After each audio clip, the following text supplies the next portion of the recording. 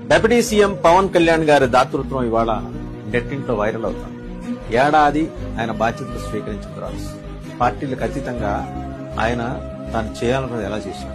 కొణిదల గ్రామానికి అంటే వాళ్ళ ఇంటి పేరు ఆయన ఇంటి పేరు ఉన్న గ్రామానికి 50 లక్షల రూపాయలు విరాళంగా అందజేశారు.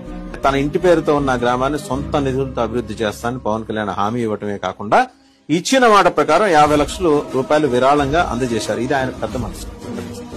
అలాగే మరోవైపు తలసేమియా బాధితుల కోసం ఎన్టీఆర్ ట్రస్ట్ కి ఇటీవల 50 లక్షల రూపాయలు విరాళంగా అందజేశారు పవన్ కళ్యాణ్. అలాగే ఆంధ్రప్రదేశ్ తెలంగాణలో వరదలు సంభవించిన సమయంలోనూ 2 తెలుగు రాష్ట్రాలకు 6 కోట్ల రూపాయలు విరాళంగా అందజేశారు. జనసేన క్రియాశీలక కార్యకర్తల ప్రమాద బీమా కోసం 1 కోటి రూపాయలు తన సొంత నిధుల్ని పవన్ కళ్యాణ్ కేటాయించారు. అలాగే పిఠాపురంలోని ఎలక్ట్రీషియన్లకు పవన్ కళ్యాణ్ ఇటీవల సేఫ్టీ కిట్లు కూడా అందజేశారు.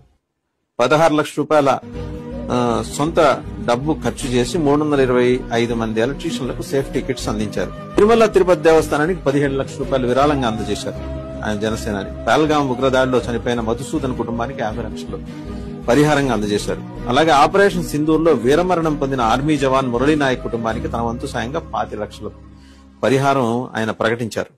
డయేరియా బాధితుల కోసం 11 లక్షల రూపాయలు, కలుషిత నీటి కారణంగా ఇబ్బందులు పడుతున్న కుటుంబాలకు ఉపయోగపడేలాగా 10 లక్షల రూపాయలు, మైదానాల కోసం 60 లక్షల రూపాయలు విరాళంగా అందించిన పవన్ కళ్యాణ్ హరిహర వీరమల్లు నిర్మాతపై భారం తగ్గించేందుకు తీసుకున్న అడ్వాన్స్ నుంచి 11 కోట్లు వెనక్కి చెల్లించారని జనసేన శ్రేణులు